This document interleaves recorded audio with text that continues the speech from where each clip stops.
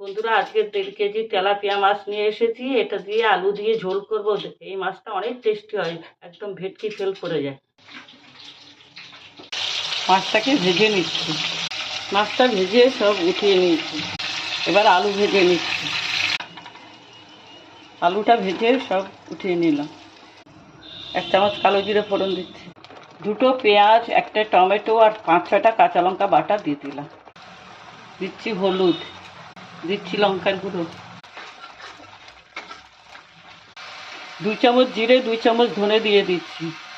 মশলাটা কষানো হয়ে গেছে, এবার আলুগুলো দিয়ে দিচ্ছি।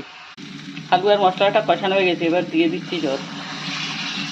ঝোল ফুটে গেছে, এবার দিয়ে দিচ্ছি নুন। আগে একবার আলু ভাজাতে দিয়েছিলাম, এবার মাছগুলো ছেড়ে দিচ্ছি।